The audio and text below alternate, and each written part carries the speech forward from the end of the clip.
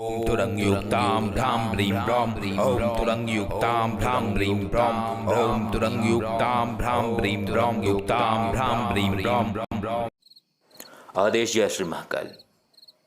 मुझे पता लगता है तंत्र के माध्यम से कि कुछ विशेष तरीके की साधनाएं होती हैं, जिन साधनाओं में अस्थियों के ऊपर माँ दुर्गा की आराधना होती है, दक्षिण की तरफ मुख किया जाता है और शराब का दीपक जलाया जाता है।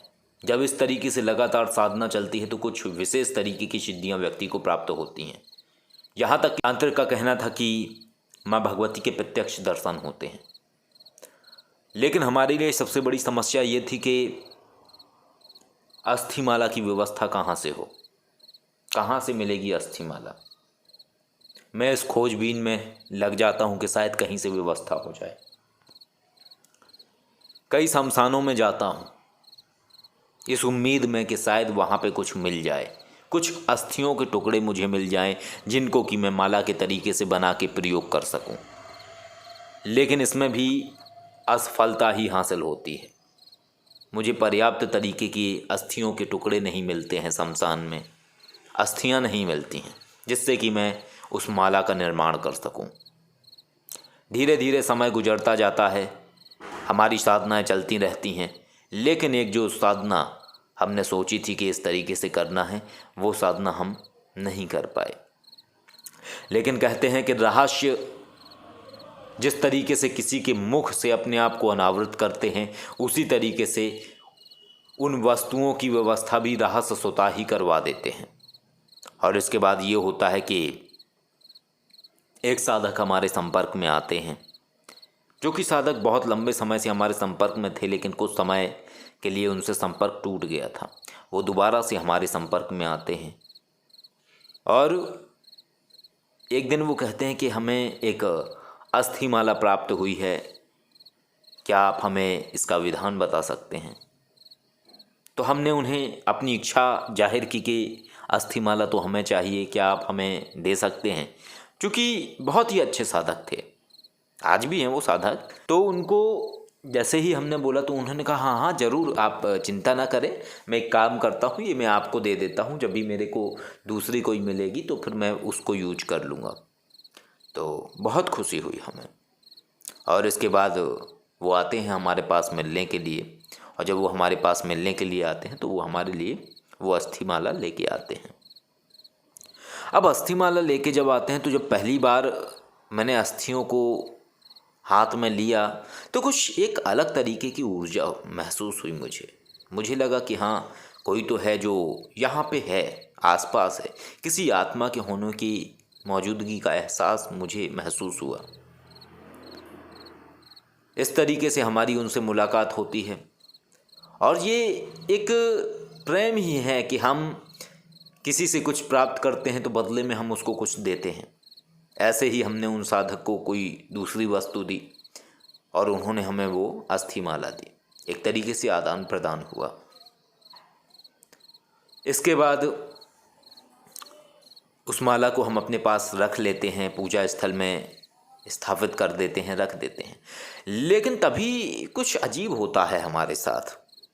ये कहानी मैं पहले भी बता चुका हूँ और संक्षेप में मैंने इस कहानी को बताया था। अगर हुआ तो मैं उस वीडियो का लिंक भी डिस्क्रिप्शन में डाल दूंगा ताकि आप लोग उसको भी जाके देख सकें।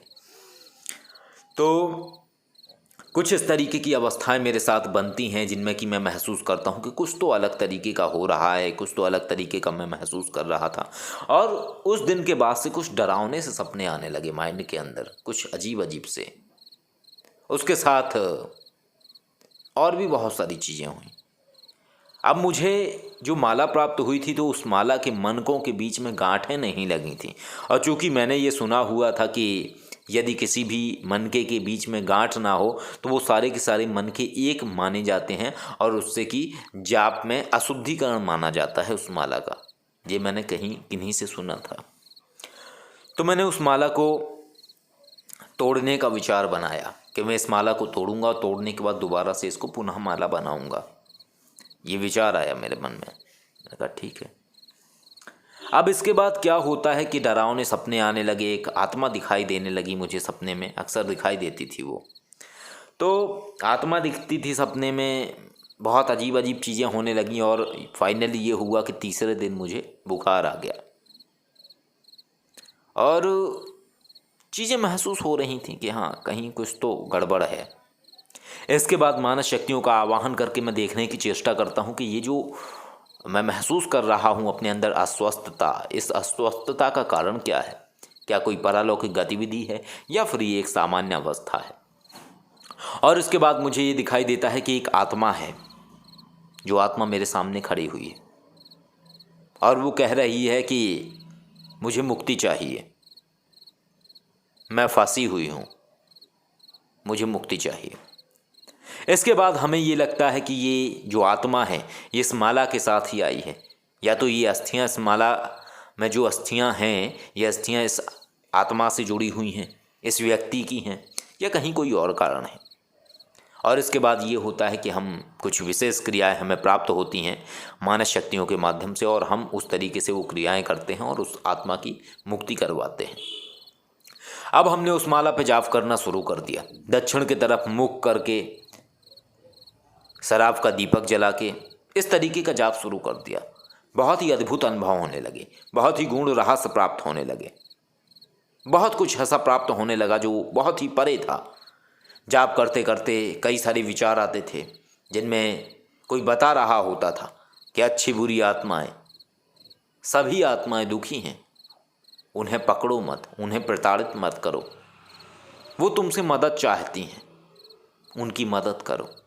और ऐसा लगा जैसे ये बहुत कुछ ऐसा पता लगने लगा जो कि लोगों को नहीं पता है और एक नई बातें मुझे बताई जाने लगीं, जिनमें बताया जाने लगा कि जो अतिप्त आत्माएं होती हैं वो दुखी हैं, उन्हें बंद मत करो, उन्हें पकड़ो मत, उन्हें सुनो, वो क्या चाहती हैं, वो बहुत दुखी हैं, वो किसके पास जाएंगी, वो अपने विषय में किसे बताएंगी, उनकी आवाज़ सुनो, वो तुमसे मुक्ति चाहती हैं, उन्हें महसूस करो।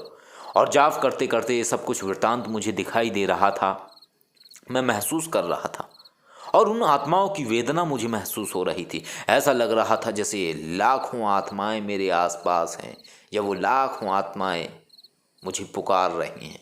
एक अपनापन सा था, ऐसा लगता था जैसे मैं उन सभी को जानता हूँ, वो मुझ में है और मैं उनमें हूँ, उनकी वेदना मेरी वेदना है और उनकी वेदना को मैं भली भांति महसूस कर पा रहा था।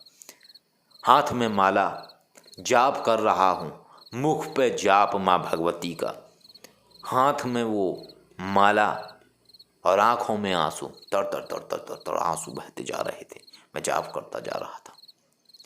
इस तरीके के अनुभव हुए और भी बहुत सारी चीज़ें जानने को मिली और ऐसे ऐसे करते करते उस माला से हमने 11 लाख नवाण मंत्र जाप किया। अब जब 11 लाख नवाण मंत्र जाप कर लिया तो उसके बाद एक और व्यक्ति थे, साधक, जो हमारे जानकार थे, उनको हमने माला की फ़ोटो भेजी तो उन्होंने एक नई कहानी बताई कि ये जो आपके पास अस्थि माला है ये वास्तविक अस्थि माला नहीं है, बल्कि ये जो अस्थि माला आपके पास है ये अस्थि माला जानवरों की अस्थियों से बनी हुई माला है। जानवरों की अस्थियाँ होती हैं, भैंसे की अस्थि, भैंसे की हड्डी या अन्य जानवरों की हड्डियाँ, उस हड्डी से ये माला बनाई जाती है। सुन के थोड़ा सा तो लगा बुरा, लेकिन फिर ये भी विचार आया कि वो फिर जो आत्मा हमने मुक्त की थी वो क्या थी। और उनके अंदर बाद में जब हमने वो आत्मा मुक्त की और मुक्त करने के बाद जब हमने माला को तोड़ा था तो उस अस्थि माला के अंदर, मनकों के अंदर एक तरीके से भस्म लगी हुई थी। तो मुझे किन्हीं ने बताया, उन्होंने, कि हो सकता है कि ये जो माला है तो इसको तीव्र प्रभावी बनाने के लिए कई सारे तांत्रिक जिनके माध्यम से आपके पास आई, उन्होंने किसी और से खरीदी थी। जिन साधक ने मुझे माला दी थी तो उन्होंने 10 या 15 हज़ार में वो माला किसी अन्य व्यक्ति से खरीदी थी। तो वो माला हमारे पास जब आई तो हमने कहा अच्छा। तो जो वो साधक थे उन्होंने मुझे बताया कि कई बार लोग क्या काम करते हैं कि माला तो होती है जानवरों की हड्डियों की, लेकिन ये जानवरों की हड्डियों की जो माला होती है ये आपको कहीं से मिल गई या उनके माध्यम से आप तक आ गई वो माला, लेकिन ये लोग क्या काम करते हैं, ये सोचते हैं कि आदमी को एक्सपीरियंस हो। तो आदमी को एक्सपीरियंस हो तो इसमें जो ब्लैक मैजिक करने वाले जो तांत्रिक हैं या गलत क्रियाएं करने वाले जो तांत्रिक हैं, वो क्या काम करते हैं कि शमशान में जाते हैं और जो चिता जल रही होती है, जली हुई चिता के उसमें ये लोग जाके वो माला उसमें डाल देते हैं और उस चिता की भस्म में लपेट देते हैं माला को। और अगर और ज़्यादा जानकार है ब्लैक मैजिक का तो वो क्या काम करते हैं कि उस माला के अंदर एक प्रेत को बंद कर देते हैं। तो जैसे ही ये उन्होंने विचार कहा तो मुझे समझने में ये देर न लगी। मुझे लगा हो सकता है कि इनका कहना सही है और इस माला के अंदर किसी प्रेत आत्मा को बंद किया गया होगा और ये माला शायद वाकई में ये जानवरों की हड्डियों की ही होगी, क्योंकि वो जो जानवरों की हड्डियाँ होती हैं वो मोटी होती हैं। उनमें बाकायदा एक मुंड की आकृति बनाई गई थी प्रत्येक मनके के ऊपर, जो कि पॉसिबल नहीं है, किसी भी उसमें पॉसिबल नहीं है। तो मुझे भी यही लगा कि हाँ, ये सारी की सारी चीज़ें नकली रही होगी माला और उसके साथ यही हुआ होगा।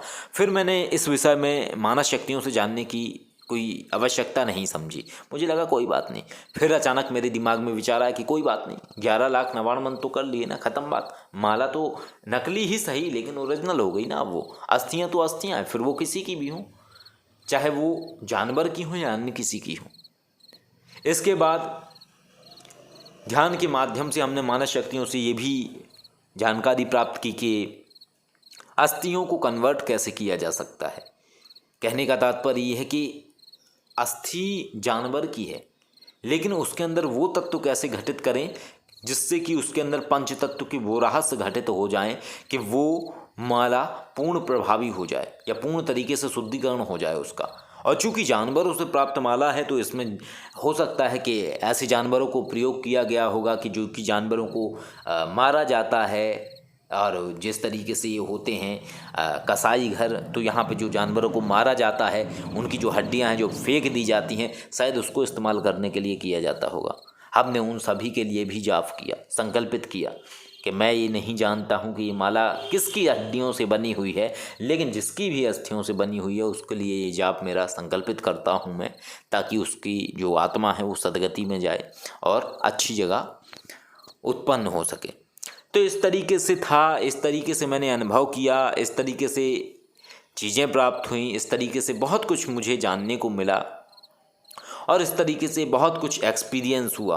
और ये सब उस समय की बातें हैं कि जिस समय हमने ये किया नहीं था, जो भी पंचतत्व शुद्धि है इस तरीके की क्रिया नहीं की थी। लेकिन जैसा कि उस तांत्रिक ने बताया था कि देवी प्रकट होंगी, सामने आ जाएंगी, फिर बोल रहे हैं जड़ा गड़ा पड़ा मरा, ऐसा कुछ भी नहीं हुआ। और मैंने पर्याप्त जाप किया, लेकिन हाँ इतना ज़रूर है कि एक स्टेप हम आगे बढ़े, हमारे अंदर का भय नष्ट हो गया, इन चीज़ों से हमें भय लगना बंद हो गया। और फिर एक धीरे धीरे ये शुरुआत हो चुकी थी कि एक जो अघोरी का तत्व है वो घटित होने लगा था, हमारे अंदर से भय निकल गया था। और उस समय तक पहुँचते पहुँचते हमारे अंदर ये अवस्था आ गई थी कि चाहे मृत्युंजय जाप हो, चाहे गायत्री मंत्र का जाप हो, चाहे जिस भी मंत्र का जाप हो, हमारे अंदर इतनी क्षमता विकसित हो चुकी थी कि हम किसी भी मंत्र का जाप अस्थियों की माला पर कर सकते थे। हमारे अंदर भय नाम की चीज़ नहीं रही थी।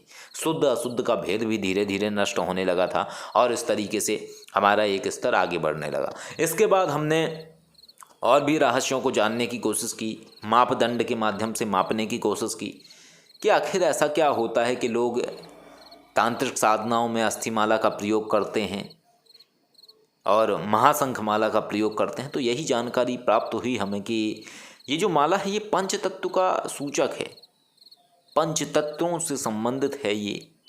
और इसकी जो देवी हैं वो देवी हैं वज्राणी, वज्र मुद्रिका से संबंधित वज्राणी देवी हैं, वज्र देवी, जो कि अस्थियों की संरक्षिका देवी हैं।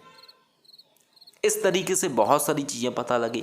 दूसरा प्रश्न हमारा ये था, क्योंकि बहुत सारे लोग क्या है कि देखा देखी इस चीज़ की तरफ भागते हैं, तो दूसरा प्रश्न हमारा ये था कि रुद्राक्ष माला और अस्थि माला में से सबसे ज़्यादा तीक्ष्ण कौन सी माला है। तो हमें मानस शक्तियों के माध्यम से यही ज्ञात हुआ कि मालाएं दोनों ही उचित हैं, और जो शिव की वस्तु है या जो शिव से संबंधित है वो कम प्रभावी कैसे हो सकता है?